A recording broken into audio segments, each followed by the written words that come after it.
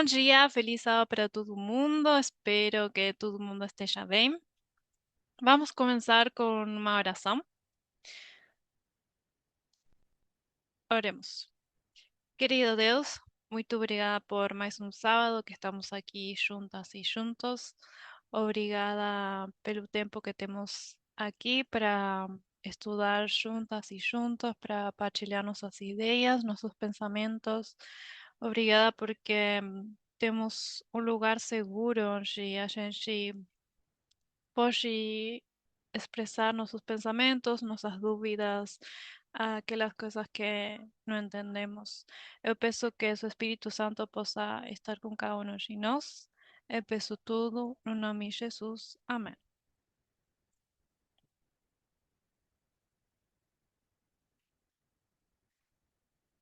Então, o que eu decidi partilhar hoje com vocês é um estudo que eu fiz para o Ministério dos Estados Unidos, acho que foi o mês passado. Em, Passou um mês e quando eu voltei a rever o estudo, percebi que tinha coisas que talvez acrescentar. Não consegui acrescentar tudo o que eu queria, mas falo isso porque eu acho que neste último mês a gente tem assistido palestras onde a gente tem muita informação, muitas coisas que estão sendo estudadas, que a gente tem que compreender. Então, quando eu peguei o estudo novamente, me fiquei surpresa, e ao mesmo tempo como que fui mais consciente do nível de conhecimento que estamos tendo, o nível de informação que estamos tendo e quão importante é que a gente possa tentar assistir os estudos que estão sendo partilhados. Como vocês sabem, só um minutinho.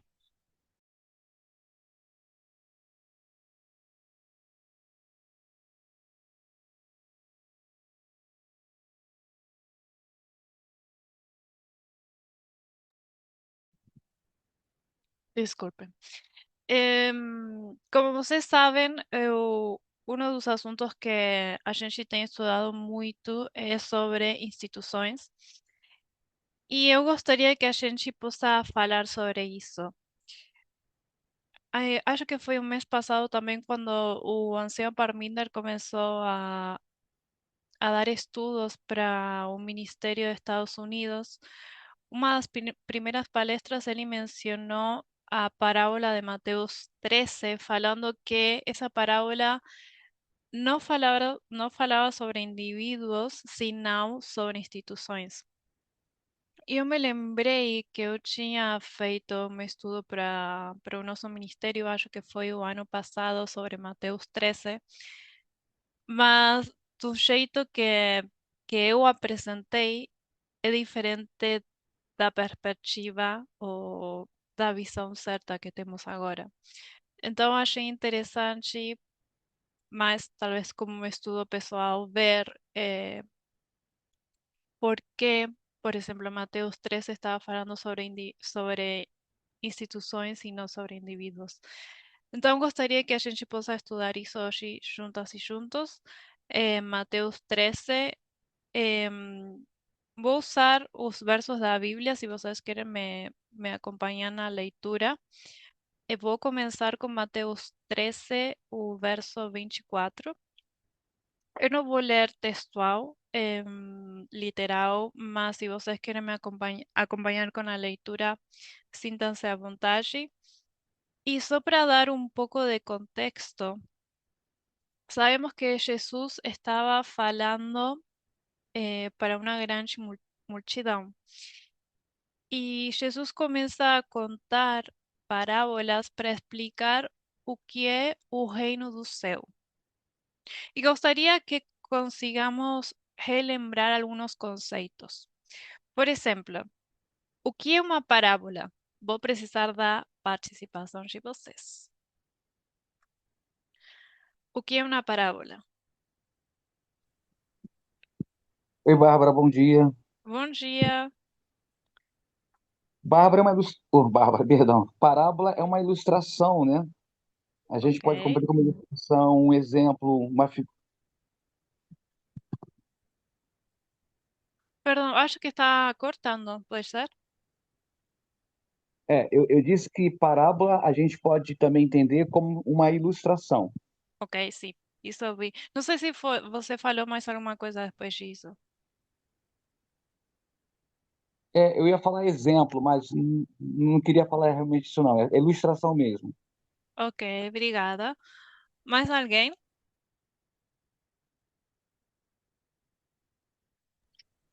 Barbie, eu acho que eu diria que é como não, metáfora, mas é uma maneira de expressar algo complexo de uma forma mais simples de se entender, algo que, que vem do nosso contexto, que a gente consiga em, entender com mais facilidade. Ok, então poderíamos falar. Eu vou usar essa definição sua para falar que com uma parábola podemos explicar uma coisa que a gente não vê com algo que a gente consiga ver. Está mais ou menos na mesma linha para você? Tá ótimo. Então, uma parábola explica o que não conseguimos ver com algo que a gente consegue ver. Mais alguém?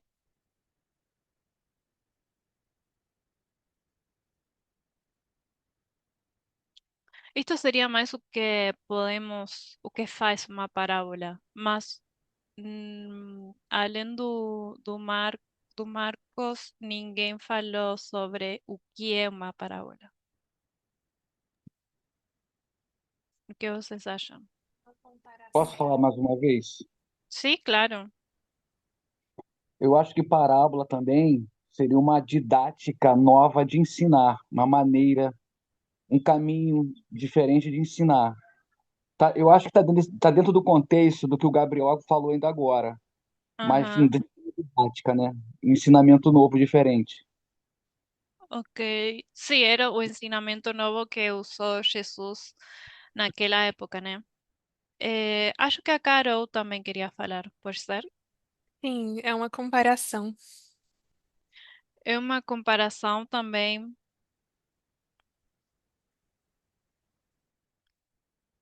Eu vou falar que é uma narrativa, uma história. Alguém falou aqui história. Então, Bárbara, Sim, e Cristo usava, né, situações do dia a dia para também ensinar através das parábolas. As parábolas eram usadas para nos ensinar sobre o espiritual, sobre o céu. isso mesmo. Obrigada. E é sobre o que a gente vai falar hoje, né? Sobre essa parábola específica que começa em Mateus 13:24. Obrigada. Eu acho que a gente definiu bem o que é a parábola. Eu acho que falaria mais que talvez a definição em poucas palavras do que é uma parábola seria uma narrativa, uma história que explica o que a gente não consegue ver com uma coisa que nós conseguimos ver. Como sempre a gente fala, explicar lo espiritual o celestial a través de uma coisa terrenal.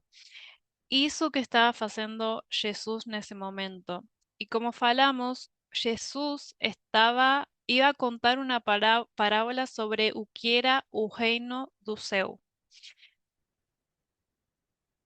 Outra, gostaria de, de entender com vocês o que é um reino. O que é um reino para vocês?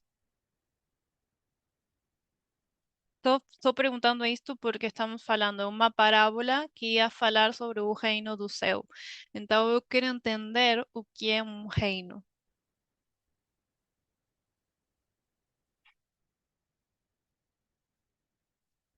que é um reino para vocês?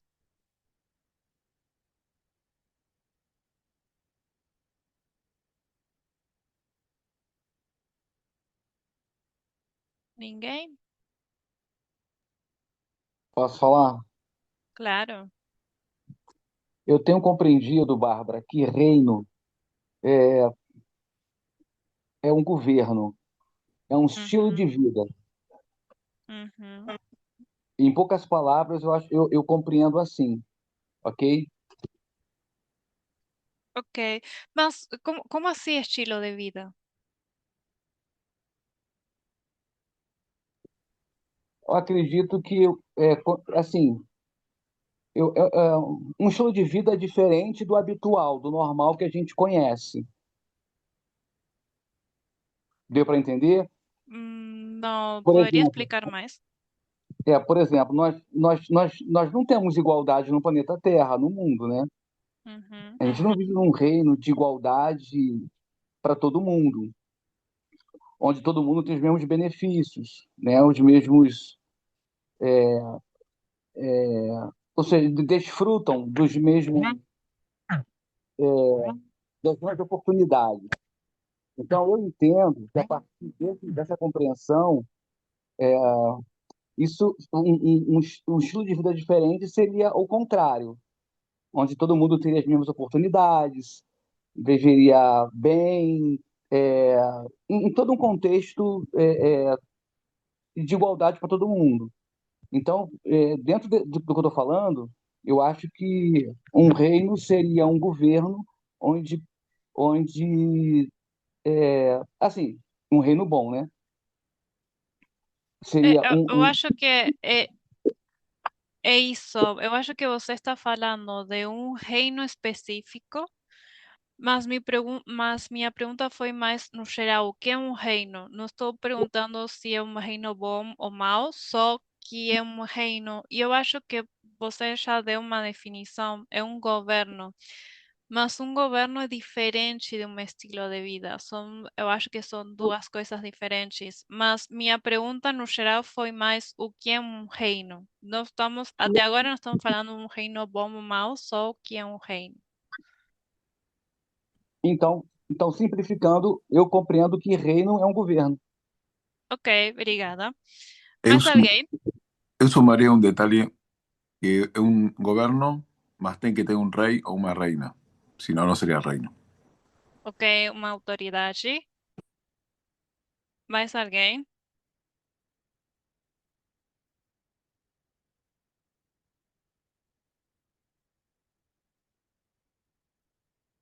O que tem num reino? Exército, Tem exército. Sim, Leis. leis. leis. Poder econômico. Eu vi que aqui a Carla colocou instituição, e eu acho que talvez é a melhor definição de um reino. Por que, Carla? Não sei se você consegue falar por que você falou que um reino é uma instituição. Oi, Bárbara. Bom Oi, dia. bom dia. É, porque é uma organização, a gente vê organização, vê regras, também tem toda a durabilidade, né?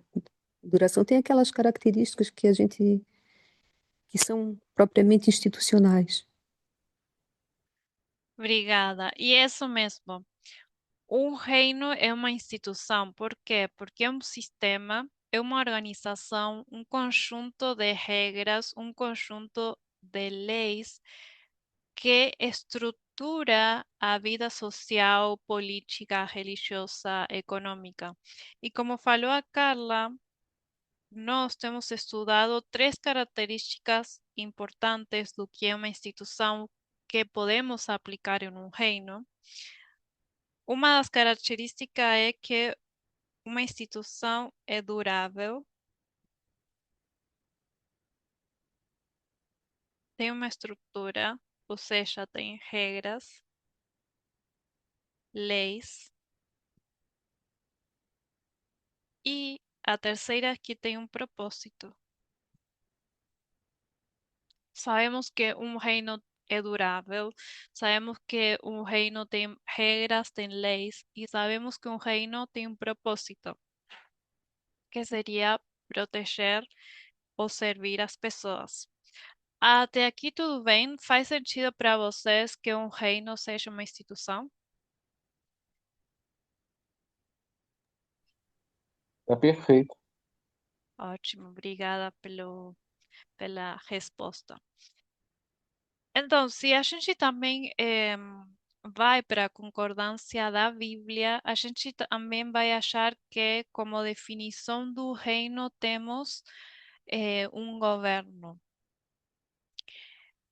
E um dos pontos principais que gostaria que a gente possa ver é que Jesus estava contando uma parábola sobre uma instituição, sobre um reino, sobre uma instituição celestial. Então, essa parábola nos vai falar sobre uma instituição, a instituição do céu. Agora vamos para os versos da Bíblia. Em, o verso 25. Eu vou ler aqui. Sim, vou ler. Então o dono semeou boas sementes em seu campo. Mas enquanto os homens dormiam, veio seu inimigo e semeou joio no meio do trigo e se foi. Então, todos conhecemos esta parábola. Eu vou falar o seguinte, verso 25. Temos o dono da terra. Eu vou falar que o dono da terra A e vou falar que. Ah, perdão. Vou falar que o inimigo é o dono da terra B. Eu, n- eu sei que a Bíblia não fala que é um dono de uma terra, só estou fazendo isso para talvez simplificar um pouco as coisas. Por quê? Porque eu vou falar que o dono da terra tem boas sementes, que neste caso sabemos que é o trigo, e o dono da terra B tem sementes ruins, que seria o joio. Então, temos esta parábola. Novamente, o dono semeou boas sementes, mas enquanto os homens dormiam, os servos, veio seu inimigo e semeou joio no meio do trigo e se foi. Então, temos o dono da terra A e o dono da terra B, que seria o inimigo, que semeou joio. Se a gente pensa no contexto em que estava Jesus contando esta parábola, todo ou quase todo mundo sabia que isto era uma prática que se fazia para prejudicar a outra pessoa. E eu estive pesquisando também, e tem muitos juristas naquela época da Roma que também discutiam muito sobre os danos maliciosos que as pessoas faziam em plantações. E se uma pessoa semeava joio em um campo com trigo, as pessoas iam entender que isso era um ato de malícia ou sabotagem, que sabiam que a pessoa queria danificar, perturbar ou destruir uma coisa. Então, acho que alguém mencionou, quando eu perguntei sobre que uma parábola, que Jesus usava coisas que eles tinham na vida real, que eles viviam para explicar o que Jesus queria explicar. Então Jesús usa esta parábola por este motivo y usa específicamente esa situación porque sabía cómo as pessoas iam interpretar essa ação de semear joio num campo de trigo. A gente sabe que quando a gente vai para a visão da agricultura, sabemos que o joio é, é muito parecido com o trigo enquanto está crescendo. É muito difícil distinguir eles até certo ponto, que também vamos ver na parábola, que dá para perceber que um é trigo e o outro é joio. Então, o que faz este inimigo, queria prejudicar eh, o proprietário da terra. Vamos falar economicamente. Então, gostaria que a gente possa fazer uma observação sobre este verso. O verso fala que o inimigo eh, do proprietário foi quem fez isto, que semeou o joio no trigo, na plantação do trigo. Agora, minha pergunta é: se eu tenho um inimigo, significa que eu fiz alguma coisa errada? Agora estou falando de indivíduos, né? De eu como pessoa. Se eu tenho um inimigo, significa que eu fiz alguma coisa errada para outra pessoa? O que vocês acham? Não. Às vezes você tem um inimigo. Ei. Às, às vezes você tem um inimigo que você tá fazendo a coisa certa. Mas por que seria meu inimigo se eu estou fazendo a coisa certa?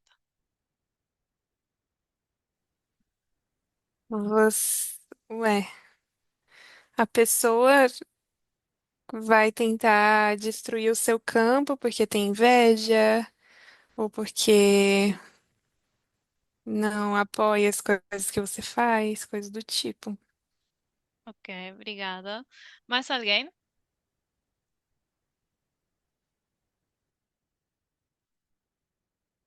Vou É, perguntar. Sim, pode falar, Gabriel. em, eu acho que vivendo da maneira certa, né, falando de um contexto mais amplo, né, muitas vezes é como desagradável para quem observa, porque você é como um espelho, né, para a pessoa e as pessoas às vezes não gostam de ser confrontadas, né, com seus próprios erros, então preferem lidar com isso de uma maneira hostil, né? Então, criam inimigos porque não querem reconhecer seus próprios eh, erros. Otra porque Sim, a otra persona se coloca en un lugar que hace que uno pueda llegar si esa persona está. como assim? O sea, pienso en una carrera. Se convierte en un contrincante aquel que es mejor que yo. Só ele impide que llegue. O, por ejemplo, en un campo, eh, alguien tiene un campo mejor o un campo que vende para alguien que yo quiero vender y se convierte en mi enemigo. Yo quiero ese lugar, quiero esa tierra, quiero esos empregados, pienso de cosas. Ok, obrigada. Mais alguém?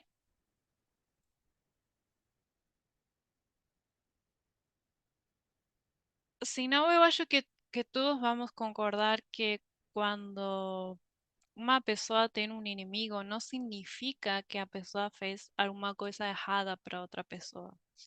Pode ser pelas os motivos que vocês falaram, pode ser porque temos, acho que alguém mencionou alguma coisa parecida, mas os interesses, os valores, os objetivos são diferentes e essas coisas entram em conflito.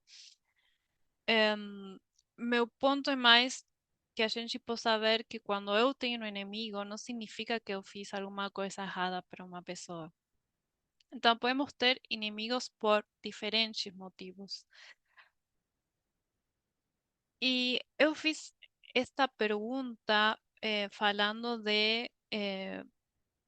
sobre pessoas. Mas, como sabemos, Jesus estava falando sobre instituições. não estava falando sobre pessoas. Por que falo isto novamente? A parábola é sobre o reino do céu, e um reino sabemos que é uma instituição. Então, como uma instituição pode ter um inimigo? Essa é a minha pergunta agora.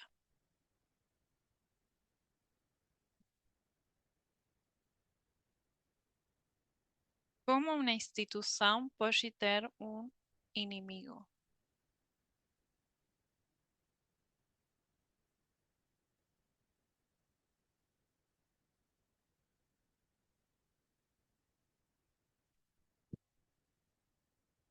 O que tínhamos falado que era uma instituição?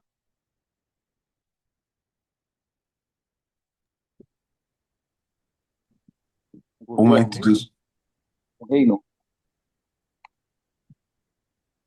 É, um reino é uma instituição, mas sim.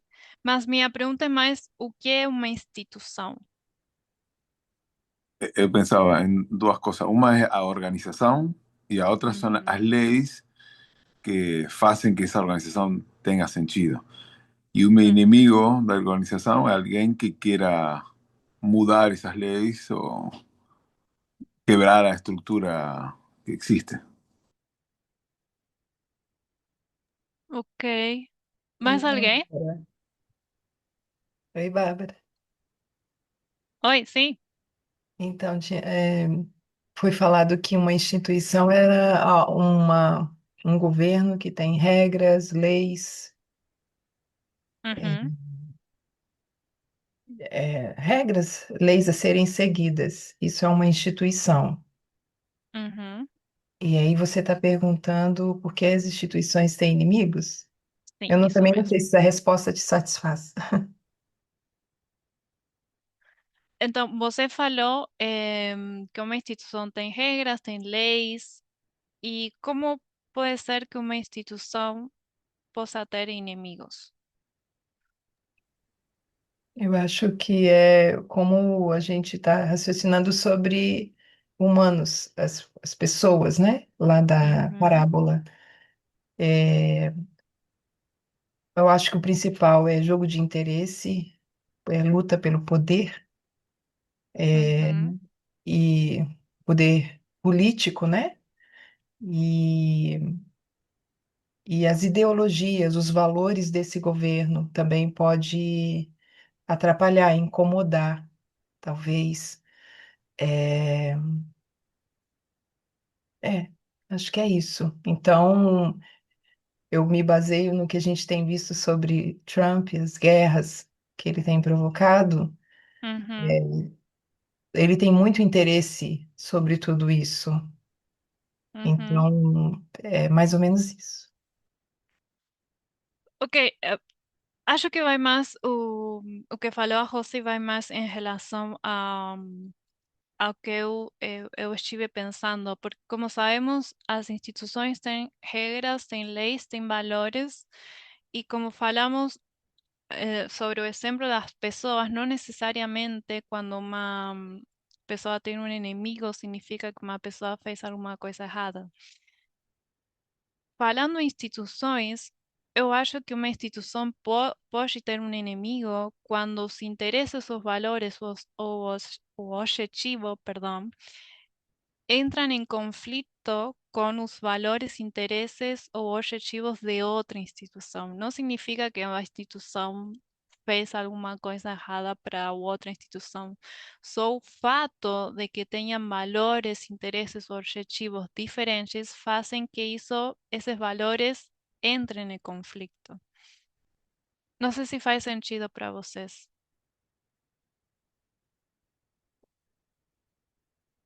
Ei, Bárbara, Sim. para mim faz sentido, sim. E, às vezes, relacionando a instituições, essa instituição pode ter um bom governo, entre aspas, né, ter a democracia e mesmo é, pode incomodar, atrapalhar, ser uma pedra no caminho, naturalmente, né, desse outro Uhum, poder, de um outro poder que possa é, relacionar essa instituição como inimiga. O fato de fazer corretamente, né, de tentar fazer o melhor, e aí vai contra a ideologia de uma outra instituição. Não sei se eu me expliquei bem. Sí, sí, instituições que têm, o que eu entendi que são instituições, o que você falou, instituições que têm diferentes valores objetivos e entram, são diferentes e entram em conflito. Eu acho que mais o que eu estou pensando vai mais em relação a isso. Então, quando a gente tem o que estávamos falando aqui no verso 25, tem boas sementes, vamos falar em relação a instituições, porque estamos falando em instituições, vamos falar boas regras, ideias, e no caso do joio,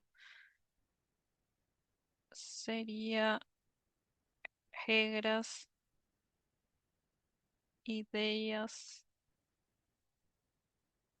ruins. Eu duvidei um pouco em colocar boas ou ruins ideias e regras, mas pelo propósito da parábola, vamos colocar assim. O que tem trigo tem boas ideias, regras, e aquele que tem o joio tem regras, ideias ruins.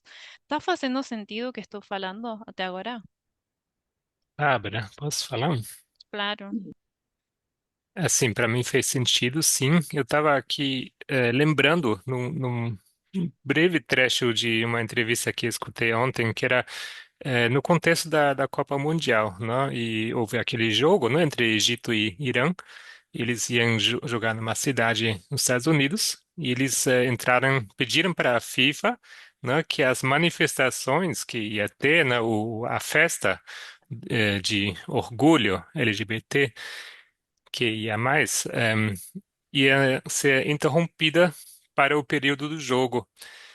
Justamente porque eles iriam se sentir ofendidos por terem outros valores, não? E a FIFA não aceitou, não? E a mulher entrevistada está falando assim: olha, assim, a gente não quer convencer vocês, a gente entende que vocês são diferentes, mas venham e venham conhecer a nossa cultura, como nós somos, lidamos com isso, como são as pessoas aqui, né? Sem preconceito, vocês são muito bem-vindas e tudo, não? Mas você vê que, obviamente, assim, essas duas equipes também achando que estavam certos no seu ponto, não? Mas simplesmente pelo fato das pessoas estarem aí vivendo como vivem, se sentiam ofendidas, não? E E o ponto era justamente sobre eh, valores, né, que eles se sentiam ofendidas. Então, Uhum. assim, só essa diferença, né, modo diferente de viver já ofende às vezes, não?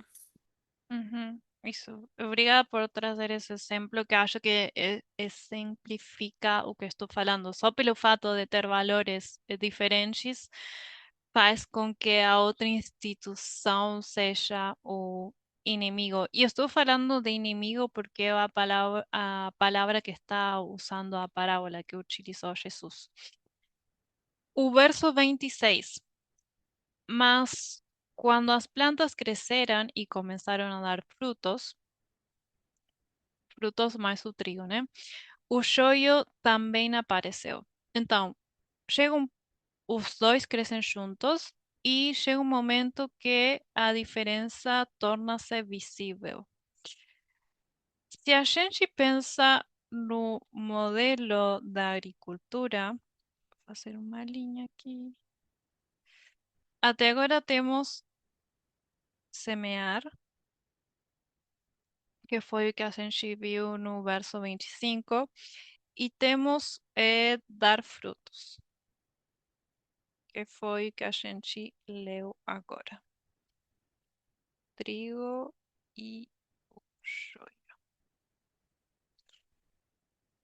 Então, dar frutos não significa que estejam completamente maduros. Significa que a planta alcançou um estágio en que hubo desenvolvimiento o conseguimos ver qué tipo de planta es. Podemos identificarlo. Vamos para o verso 27. Os servos viram que o joio estava junto com o trigo e foram ter com o dono da propriedade e lhe perguntaram: Você não plantou a boa semente? Por que que temos aqui o joio?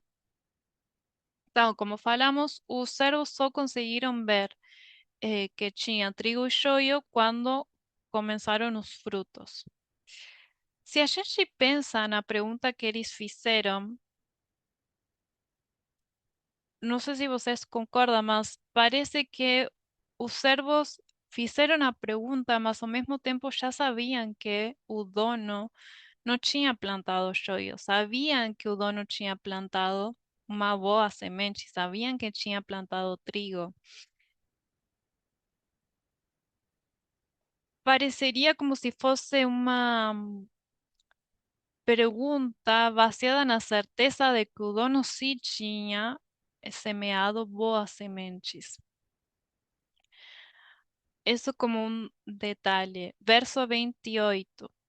O proprietário, o dono do campo, confirmou que não era ele, sino que tinha sido um inimigo.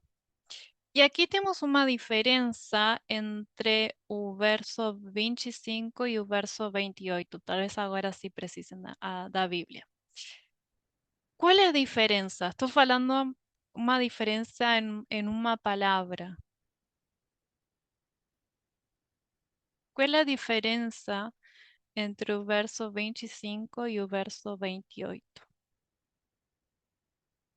No verso 28, vou ler de novo. O dono do campo fala que não tinha sido ele que plantou o joio, sino que foi um inimigo. Qual é a diferença com o verso 25?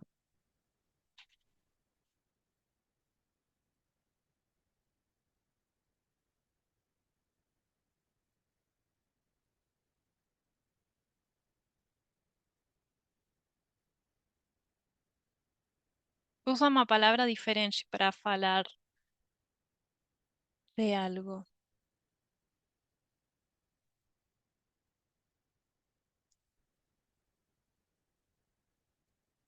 O que eu reparei, na verdade, inclui 24. Aqui fala. ehm,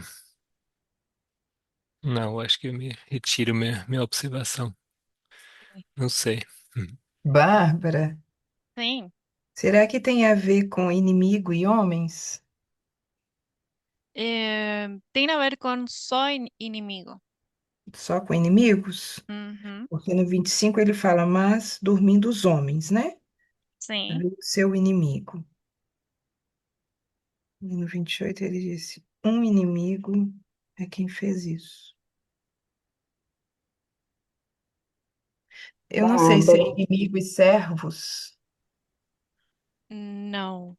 Tá. Re tá? Genildre Desculpa, eu estou atropelando, me perdão. No 25 ele fala o seu inimigo.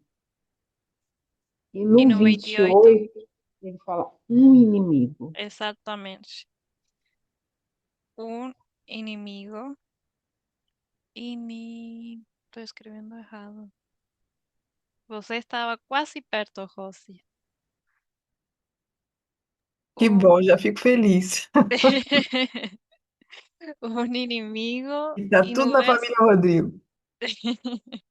e no verso 25 é seu inimigo. Por que acham que isto é importante?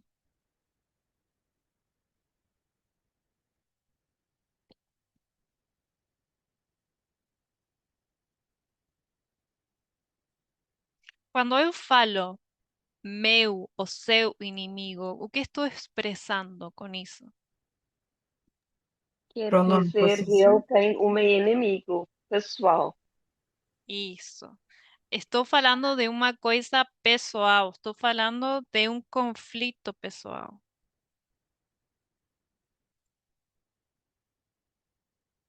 Mais alguém queria falar? uma luta pessoal. Para mim, isso é muito interessante, porque quando Jesus contou a resposta do dono da terra, ele tirou ou trocou isso de seu ou meu por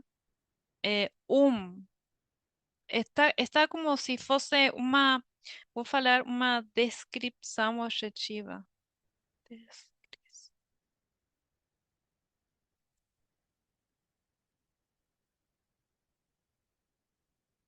Não está falando de uma briga pessoal.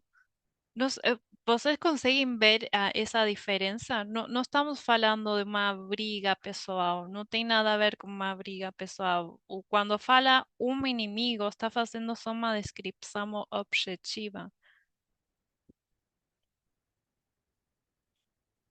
Sim, concordo. Por que estou fazendo este ponto? Porque muitas vezes quando a gente lia esta parábola, a gente levava esta parábola para o lado do indivíduos, para o lado pessoal. Mas para mim, este verso, acho que toda a parábola, mas me chamou muito a atenção quando li isto novamente, porque é uma diferença muito grande em falar entre seu ou meu e está tirando todo esse elemento pessoal ou de um indivíduo.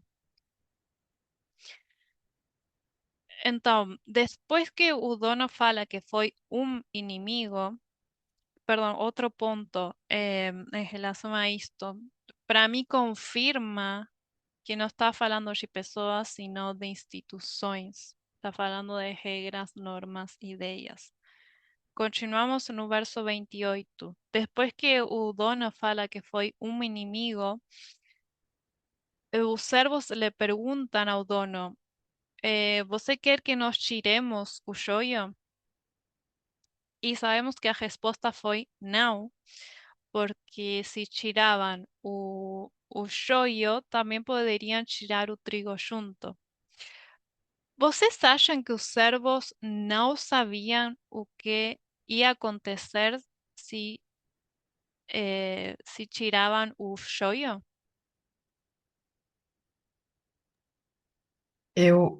Eu acho que eles tinham, tinham noção se eles trabalhavam com esse tipo de plantação, Uhum.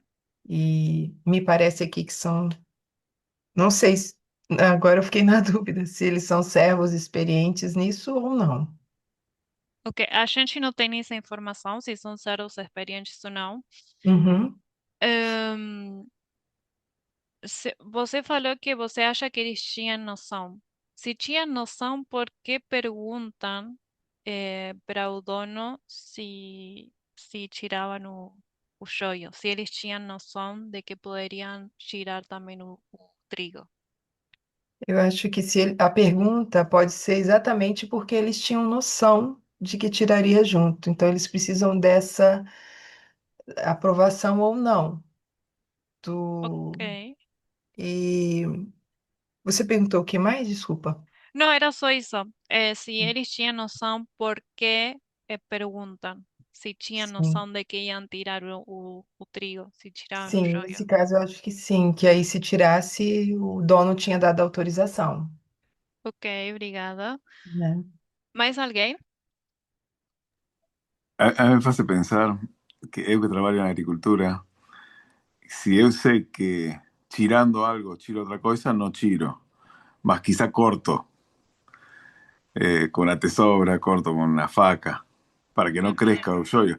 Más evidentemente la parábola quiere que el yoyo también crezca y llegue a uhum. madurez. Eso pensaba eso. Obrigada, Mati. Mais alguém? Eu acho que, sabendo que iam arrancar o trigo junto, os servos estavam dispostos a correr esse risco. Era algo que eles estavam dispostos a aceitar esse dano colateral.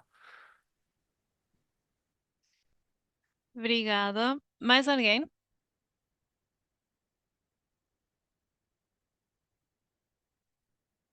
Ok, obrigada pelas respostas.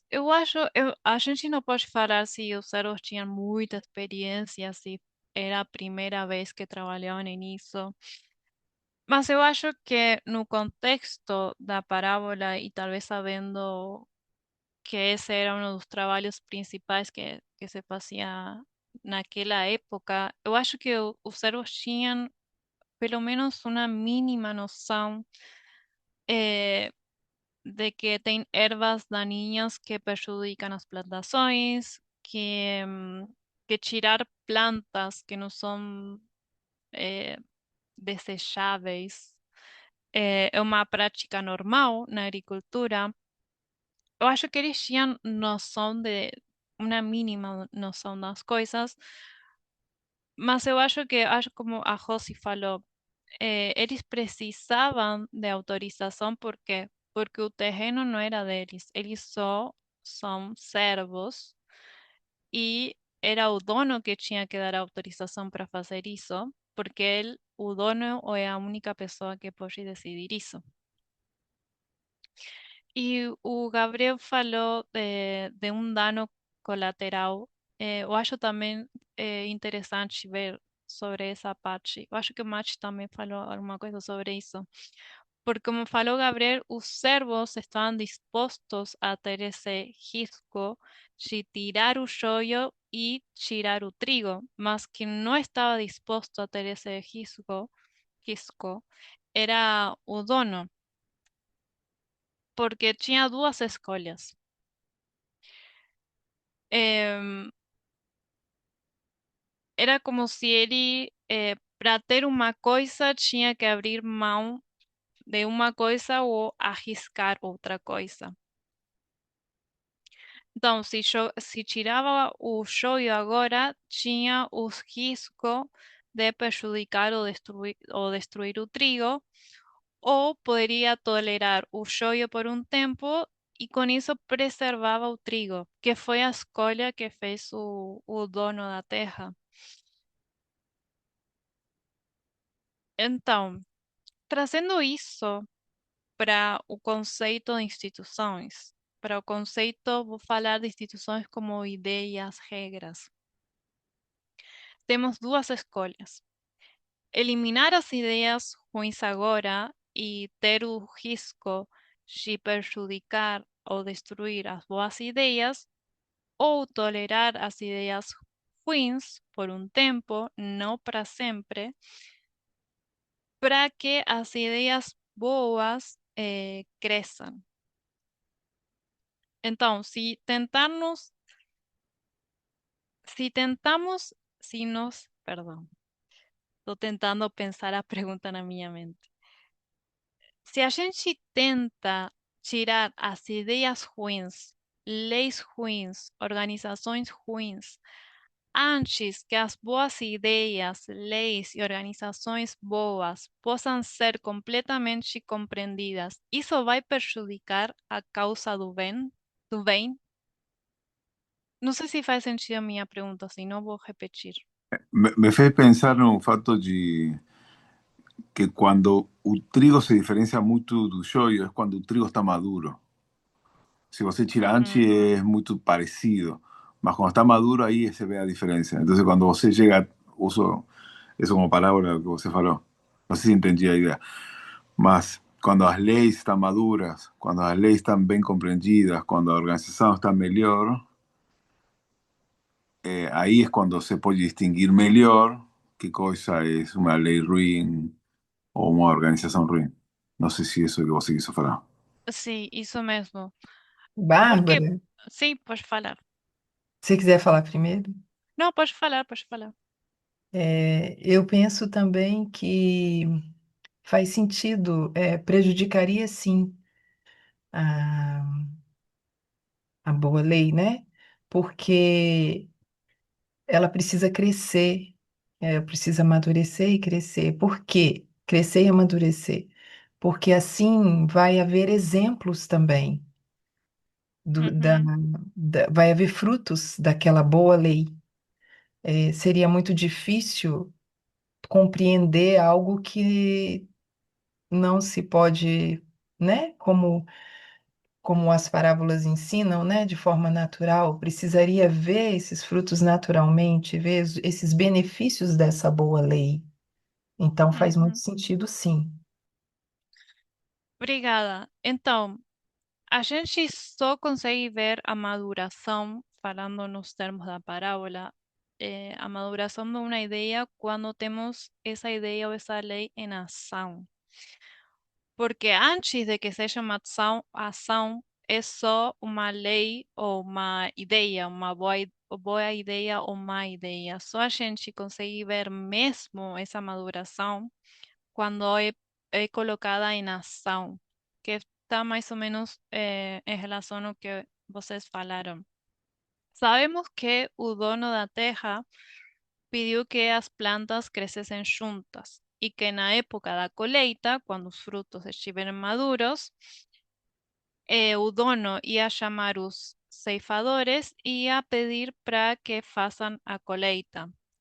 Iam fazer de um jeito específico. Tinham que em, pegar o joio e colocar ele separado em feixes, eu acho que se fala, para queimar, e pediu para colocar o trigo no celeiro.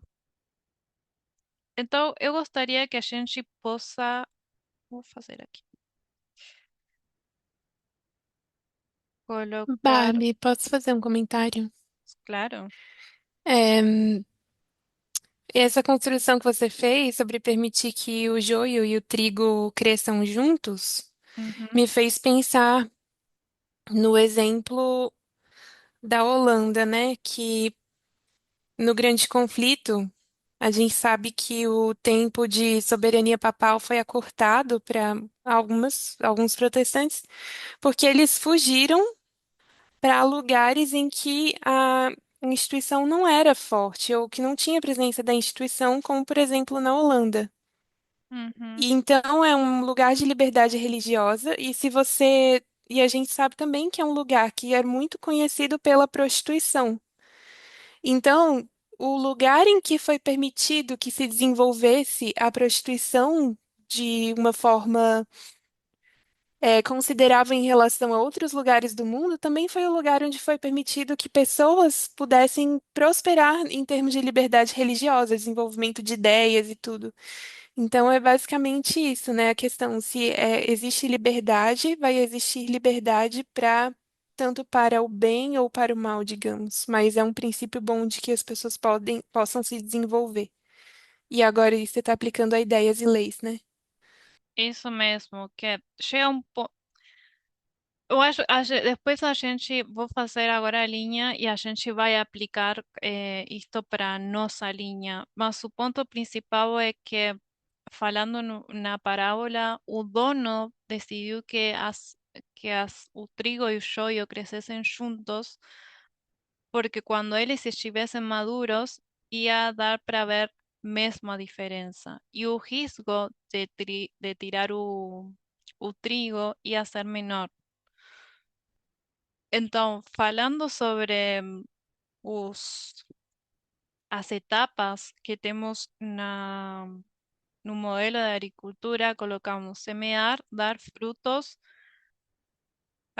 Aqui vou colocar, fala maduração, tá certo? Maturação. Maturação, obrigada.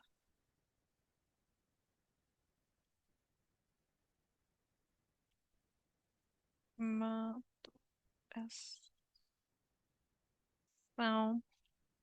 E vou colocar aqui que era o shoyu queimado e o trigo no celeiro. Ama- Acho que a Carol falou que é amadurecimento. Ok. Mas maturação está certo também? Ah, ok. Pelo que eu vi Obrigada. aqui, pode ser os dois. Obrigada, Carol. Então, como falei, gostaria que a gente possa colocar os nossos marcos, nossas datas nesta linha de agricultura, que possamos usar os marcos da linha dos 144.000, que sabemos que a linha dos 144.000 é uma linha sobre instituições, instituição. ¿Alguien me ayudaría a preencher esto? Aquí faltaría mar,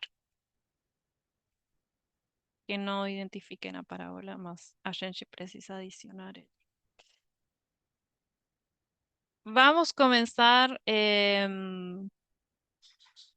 Quando a gente tem o amadurecimento nos marcos da linha? La lluvia de Cerolla, ¿eso estás hablando? La ley Eh, dominical, estou falando da lei dominical, o fechamento da porta da graça, o segundo ley dominical. empenhamento. Todo mundo concorda com o Machi, que é a lei dominical?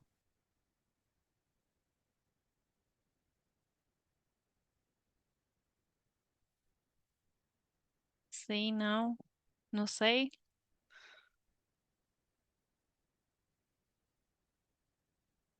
Machi, por que a lei dominical na maturação? Pero la estructura, es un punto número 3. Primero tenés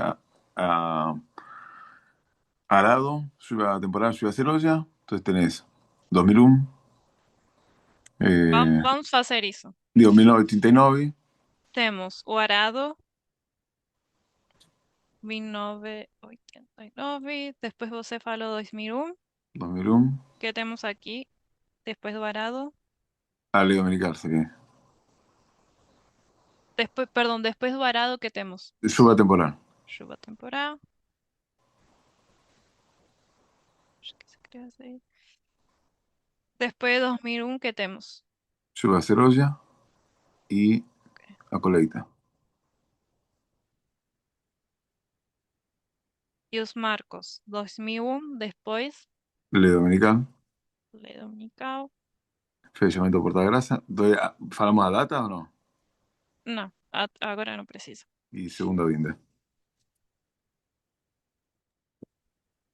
Bárbara, Sim, primeiro marco, colocou 1809, é isso mesmo? não, perdão. É mil, é um oito isso. Perdão. 1989. Agora o 9 ficou feio. Vamos fazer de novo. 1939. Ok. Obrigada, Machi, pela ajuda. Então, vamos começar Bárbara, nova. Sim, pode falar. desculpa. É só para você colocar aí colheita, é Ah, H. L-H-E-I-T-A. Obrigada.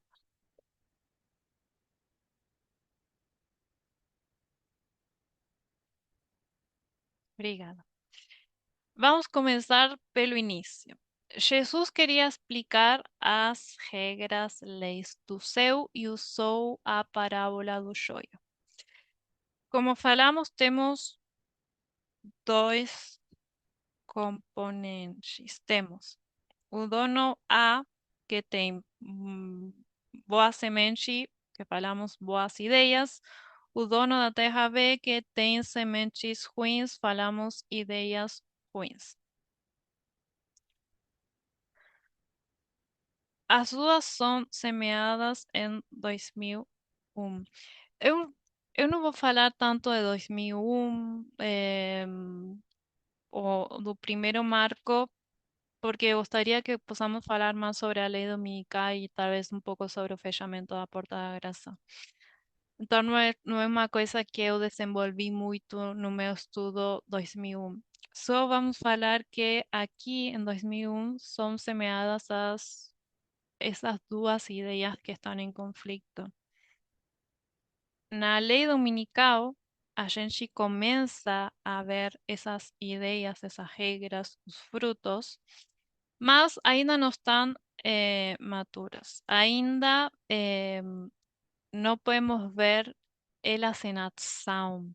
A gente pode ter, pode ver a diferença entre elas, mas só isso. A gente sabe que a lei dominical foi em julho de 2024.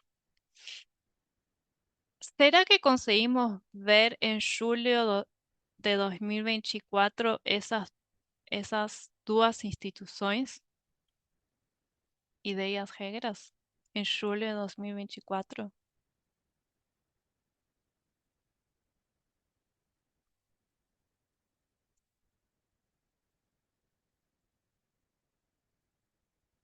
O que aconteceu em julho de 2024?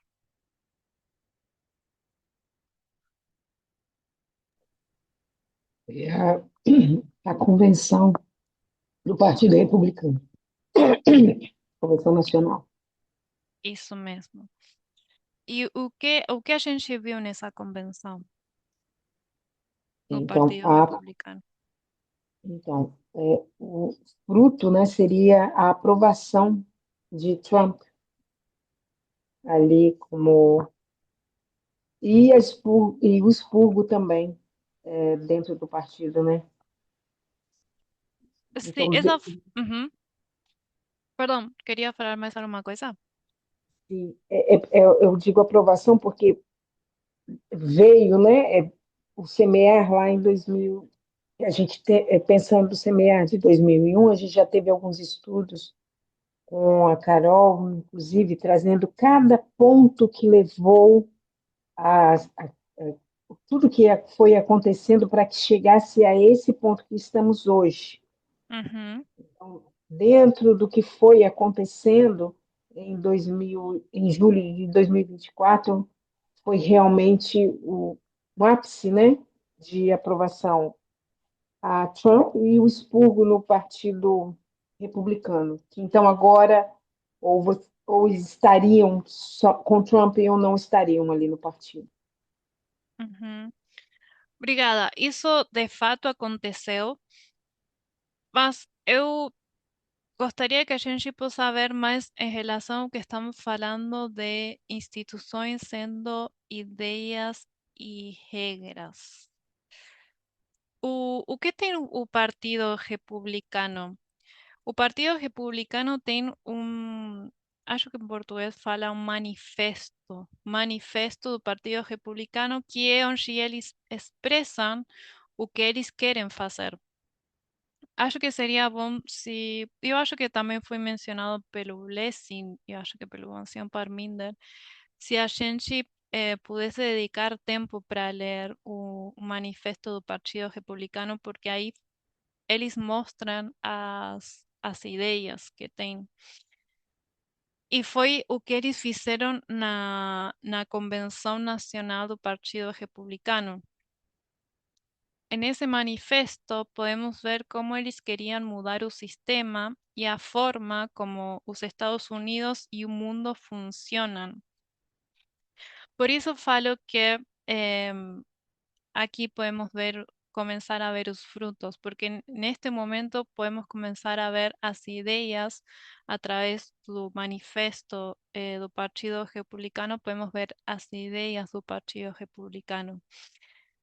Eu acho que vocês já ouviram muito falar estas últimas semanas sobre a ordem, me sai em inglês, lío, como é lío em português? Ordem Internacional Liberal, tá Liberal. certo? Ordem Liberal Internacional. Isso, obrigada, Carol. Se vocês assistem os vídeos que o Gabriel mandou ontem, o Blessing e o Curtis também falaram muito sobre isso.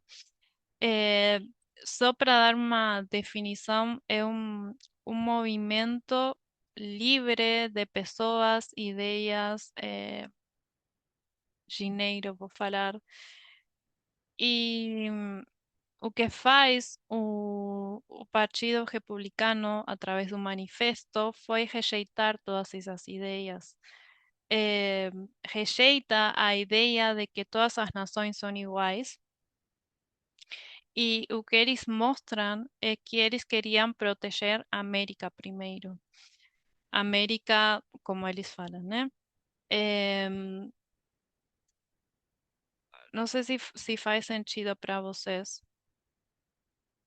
O que eles falaram foi que o interesse da nação é mais importante que os direitos individuais das pessoas. Eles manifestaram a intenção que eles tinham na lei dominical. Por isso a gente começa a ver os frutos. Começamos a ver, ok, tem trigo e também tem joio. Faz sentido o que estou falando?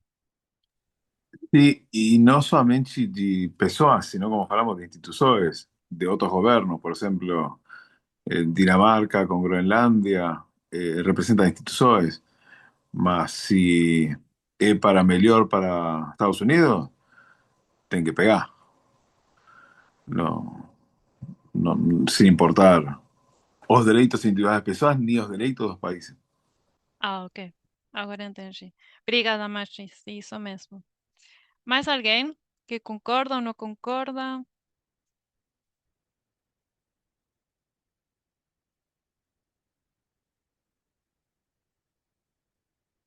Ok. Então, na lei dominical, a gente vê a intenção e no fechamento da Porta da Graça, que vou falar 2026, que a gente viu com as últimas palestras que foi este ano, sim, e começando o dia 3 de janeiro de 2026. Alguém lembra o que aconteceu esse dia? 3 de janeiro de 2026?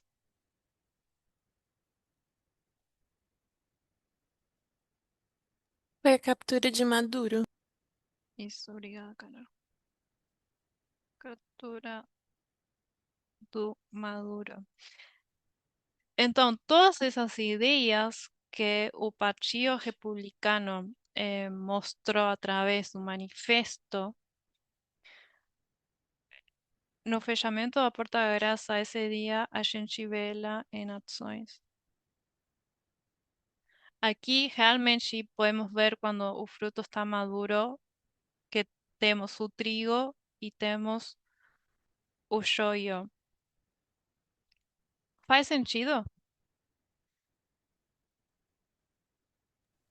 Sim. Sí, y es muy interesante cómo muda todo, porque siempre hallábamos que era una cuestión de pessoas, una pessoa está Uhum, madura, y acá claramente vemos, no, es un sistema de gobierno que está haciendo la manifestación pública, que antes era só palabras, mas ninguém achava que iba a acontecer, e de repente ele faz um acto e todo mundo acha agora que, olha, esto va en serio. Pode acontecer com qualquer. Por exemplo, penso no presidente de Colômbia, Petro, ele falava uhum, muito contra Trump, aconteceu isso, não falou mais. Se sujetou a Trump porque sabia que o próximo era ele, e falavam, o próximo é você. E ele falou, oh, va a matar a mim, minha família, melhor me sujeto. Y así otros gobiernos también. La cosa mudó claramente en ese día. uhum. Aqui as intenções foram visíveis. Aquí antes, na lei dominical, eran só ideias, regras, como estábamos vendo antes, mas no amadurecimento da planta, a gente vê o visível, né? Essas intenções foram visíveis no fechamento da Porta da Graça. Além do match, conseguem ver o que eu estou falando? Faz sentido para vocês esta visão da parábola que está falando de instituições?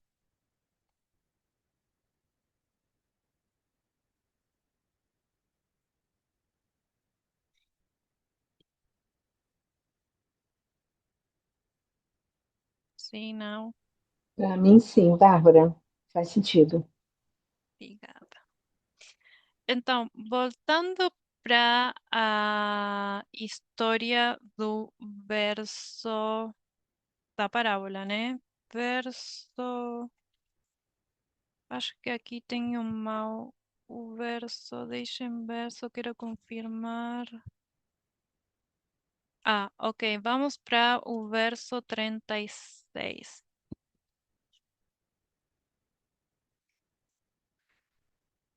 Então, aqui os discípulos falam que não entendem a parábola e pedem para Jesus explicar a parábola.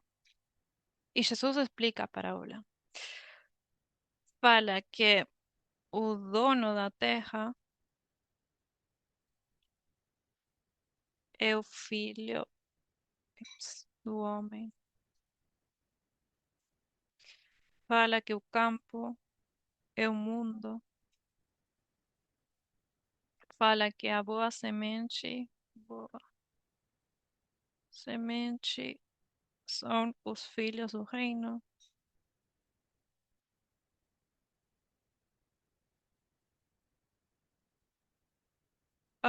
O joio. Ai, desculpa.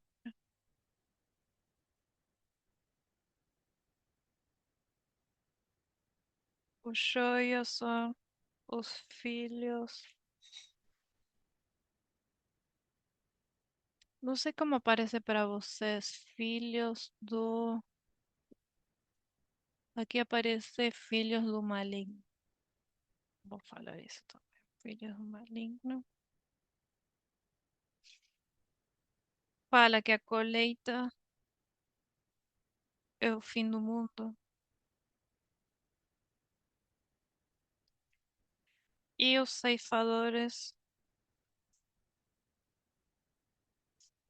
são os anjos. Aqui, como vocês vão perceber, tem muitas coisas que eu não falei. Não falei do trabalho dos servos, o que significa que, eh, que no começo eles adormeceram. Eu não falei sobre isso.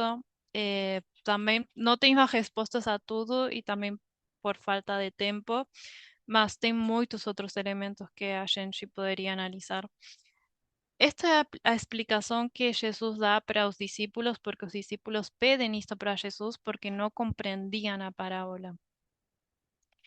E Jesus depois fala, o joio será queimado e tudo que é mau vai ser separado e vai ser destruído. E fala do julgamento e fala que os justos vão viver no reino de Deus. Então, quando Jesus explicou isto para os discípulos, ele estava falando sobre instituições. Por que pergunto isto? Porque quando Jesus explicou o que era a boa semente e a semente ruim, ele falou que eram filhos de dois reinos diferentes. E quando a gente vai no Antigo Testamento, quando se usava a palavra filhos, e que era o que entendiam os discípulos, porque eram o que tinham estudado, filhos se referia a nações de Deus, nações do maligno. E sabemos que uma nação não é uma instituição. Então, Jesus não está usando a linguagem de instituições para explicar isto. Jesus está usando uma linguagem individual. E minha pergunta é por quê? Se a gente vê, e se vocês concordam que a parábola está falando sobre instituições, por que Jesus vai usar uma linguagem que fala sobre indivíduos e não sobre instituições? También vemos eso en otras parábolas de Jesús, las que hemos hablado de Mateo 5, de adulterio, de matar, todos Uhum. parecen que son individuales, mas al final estás hablando de una institución que se separa de Deus. Es como una forma que ten de falar que no sea tan directa. Sí, Mas por que faria isso Jesus? Por que não falar diretamente sobre instituições?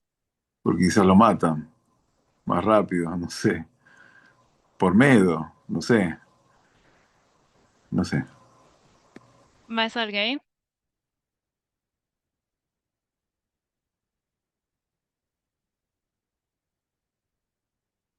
Assim, não sei se por medo que o matem, porque eu acho que Jesus já sabia que ia morrer, né? Más medo tinha.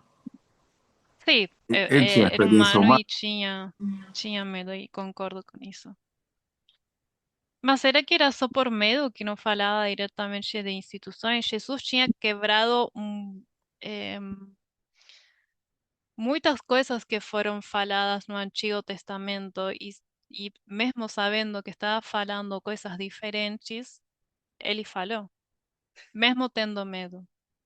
Por que para falar das parábolas usa linguagem individual e não sobre instituições? Para mí me hace pensar, perdón que esté falando muito, mas Não, não precisa pedir perdão, pode falar. é muito mais fácil ver pessoas ruins, e mesmo na igreja. Nos educaram com a ideia de que, bom, na igreja pode acontecer, pode haver pessoas ruins, mas a instituição é boa. Bom, acá no movimento também. Mas entonces ellos podían ver fariseos ruines, todo ruin, mas falar, olha, esa institución va a caer toda, deba mudar eso. Es muy difícil aceitar. Mismo cuando Jesús faló sobre a destrucción del templo, para él ese era el tiempo del fin. Era muy difícil aceitar las paradas directas. No sé si va por ahí o que vos querés falar más, lo que estaba pensando. Acho que sim, vai mais nesse caminho. Mais alguém? Antes de eu falar o que eu acho? Sim, Bárbara. No mesmo capítulo, versículo 9 diz, quem tem ouvidos para ouvir, que ouça. Né? Então, certamente ele está falando para quem eh, estaria disposto, não? Quem possa entender. Né? Talvez se ele falasse sem filtro, né? Despertaria outras ideias, né, de que ele estaria querendo incitar uma rebelião contra os romanos, algo do sentido, sendo que ele fala de algo que ultrapassa, né, o, mo- o, o momento imediato, né? Então ele usa uma linguagem espiritual, né, para que quem tem a capacidade de entender isso consiga entender. Obrigada. Com certeza, Jesus falava nessa linguagem para quem quisesse entender, pudesse entender também. Mas como a gente viu no começo, perdão, quando Jesus usava parábolas, estava usando parábolas para que as pessoas conseguissem entender sobre coisas que eles eh, viviam, sobre coisas que estavam no contexto deles. Se a gente vai para a história ou como o povo entendia as coisas, o povo de Israel ou os povos antigos, eles tinham instituições, mas eh, eles não pensavam nas instituições como nós pensamos, sino pensavam mais desde uma perspectiva pessoal. Então, as pessoas pensavam em instituição, pensavam em um rei, pensavam em um juiz, pensavam em um cobrador de impostos. Os povos antigos não entendiam ou não pensavam em termos de instituições. Por quê? Porque eles viviam as sociedades como relações humanas diretas. Entendiam a vida moral, social, como uma responsabilidade pessoal. Não entendiam ou não viam isso como um mecanismo estrutural. Então, por isso, eu acho que é um dos motivos, ou o motivo pelo qual Jesus não falava em linguagem de instituições, porque eles não iam entender. Porque o que eles entendiam como instituições eram pessoas. Era, como falei, um rei, um juiz, um cobrador de impostos, não entendiam as instituições como estruturas. Por isso, Jesus tinha que falar nessa linguagem para que eles entendessem eh, sobre o que ele estava falando. Eles, por exemplo, não entendiam em termos de sistema. O que eles entendiam como sistema eram umas pessoas que lideravam e atuavam dentro de uma comunidade. Não tinham esse conceito de sistema. Por isso, eu acho que Jesus utiliza essa linguagem pessoal para que Jesus pudesse entender o que ele estava dizendo. Faz sentido? Eu acho Bárbara, que eu não entendi como poderia ser que os judeus não entendessem instituições como uma estrutura grande e não como pessoa. Não sei se você pode explicar melhor isso. Sim, posso. O que eles entendiam como instituições era, não entendiam como um sistema como nós entendemos. Eles entendiam só o governo como sendo só uma pessoa, um rei que tem autoridade. Quando tenho que pagar os impostos, não entendiam isso como um sistema, entendiam só, ok, o cobrador é só um cobrador de impostos. Não é toda uma estrutura que leva a que uma pessoa tenha que cobrar os impostos. Não sei se faz sentido, Carol. Eles não viam a estrutura. Mas ¿por qué vos se halla que él só había un cobrador de impuestos? Porque si cobra de impuestos cobra es para dirigir un gobierno, para cubrir las necesidades de soldados y todo eso.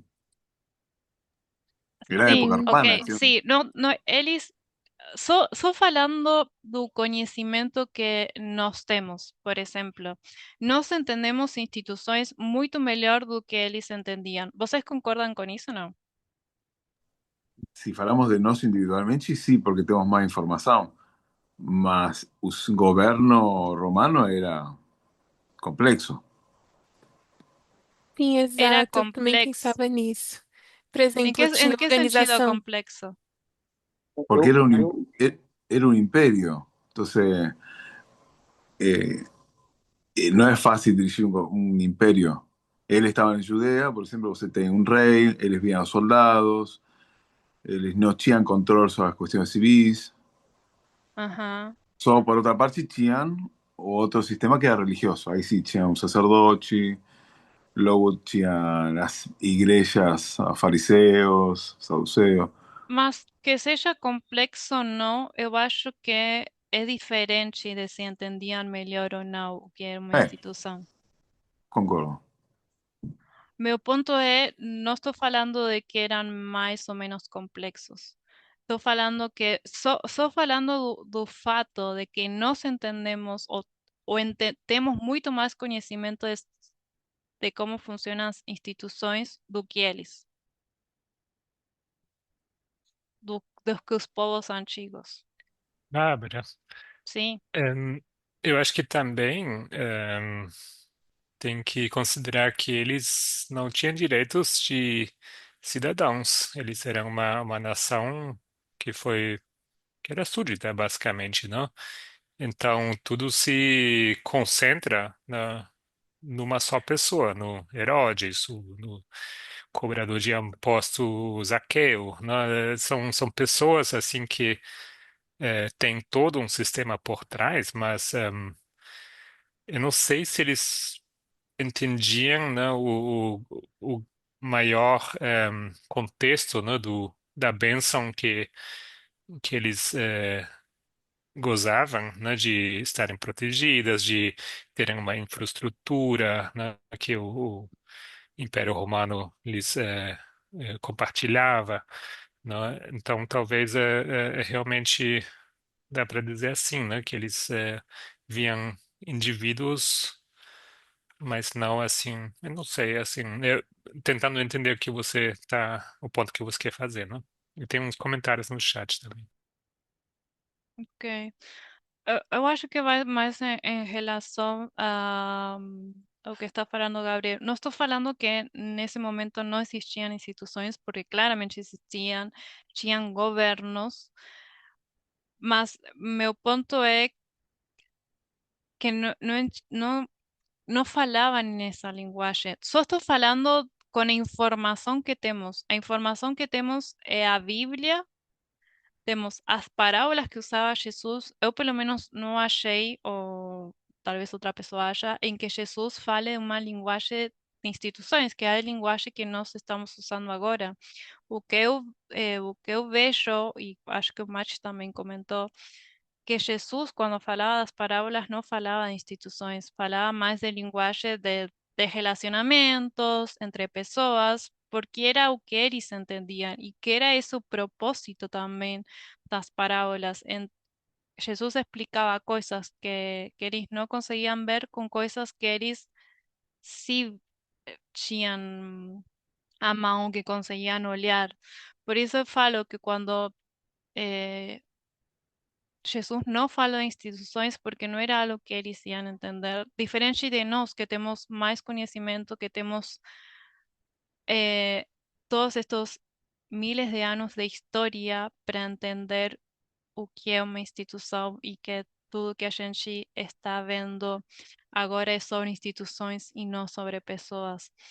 Por isso eu falo que Jesus via as coisas sobre uma visão.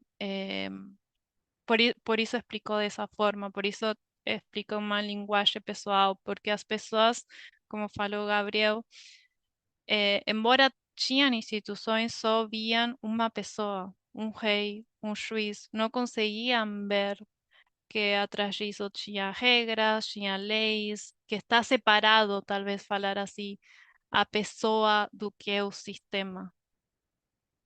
Não sei se faz sentido. Eu vi que tem comentários no chat, mas eu acho que talvez é melhor, por lo menos para mim agora, se abrir o microfone e falar. Ah, Bárbara. perdão. Sim, Rosy e depois Gabriel. Uhum. Primeiro, o que Gabriel falou fortaleceu ainda mais o que eu estava pensando, mas acho que tem uma palavrinha interessante aí que é explica-nos. Quando eles pedem a explicação, significa que não há entendimento. E a forma que Jesus usou para esclarecer isso, né, para trazer esse entendimento para eles, tem a ver com o que você está falando. Usou o conhecimento que eles tinham, na limitação que eles estavam vivendo naquele momento. Acho isso. Obrigada. Gabriel? Eu penso que, de certa forma, hoje em dia, na sociedade, na política, não é tão diferente assim, né? E ainda assim, vemos isso, né? Porque acontece algo ruim, ou, sei lá, a picanha tá cara, né? É culpa do Lula, né? É a pessoa que tem culpa. E todo o restante, né? Toda a estrutura, a corrupção local, os municípios, os governadores, tipo, tudo isso, sei lá, é desconsiderado numa só indignação, numa frase, tipo, é culpa de X, né? Então, eu acho que, de certa forma, as pessoas não querem se dar o trabalho de pensar na complexidade de uma estrutura, de uma instituição, muitas vezes. É mais conveniente você culpar apenas uma pessoa. E concordo, eu acho que isso não acontece só agora, sino que aconteceu sempre, né? Mas pensando, talvez fazendo uma aplicação, né? Que Jesus explicou a parábola só para os discípulos. Nesse caso, os discípulos seríamos nós, né? Então, nós temos, como movimento, nós entendemos o que são as instituições e podemos separar a pessoa da instituição. Em, Diferente do que talvez a realidade que tinham os discípulos. Em, Esse era mais, talvez, meu ponto. Acho que já acabou meu tempo. Não sei se talvez alguém tem mais dúvidas. tem algum comentário?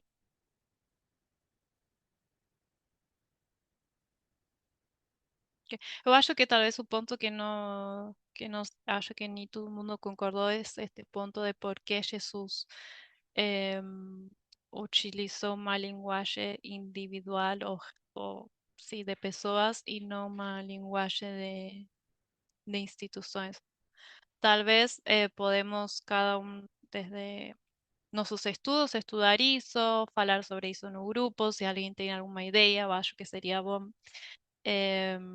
Mas meu ponto principal era mostrar que a parábola estava falando sobre instituições e não sobre pessoas, e como a gente pode aplicar isso para para nossa linha. Sobre como a gente, na lei dominical, aqui, a gente pode ver, começar a ver essas duas instituições que são visíveis no fechamento da porta da graça. Essas intenções que foram mostradas, ditas na lei dominical, na Convenção Nacional Republicana, a gente pode ver no fechamento da porta da graça que é este ano. Se ninguém tem mais perguntas, fechamos com uma oração.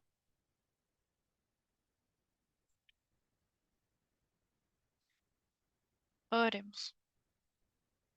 Querido Deus, obrigada pelo momento de estudo que tivemos, em que nós conseguimos partilhar nossas ideias, nossos pensamentos. Obrigada porque isto nos ajuda a não só crescer pessoalmente, sino também crescer como grupo, como ministério. Eu posso que possamos continuar a trabalhar dessa forma, que possamos continuar crescendo como ministerio, que nuestro conocimiento como ministerio possa crescer para que possamos entender o que está acontecendo a nossa volta, o que está acontecendo que nós também somos protagonistas desta história. Obrigada por este privilégio e eu peço que possamos ser conscientes da responsabilidade que temos neste período de tempo. Eu peço tudo no nome de Jesus. Amém.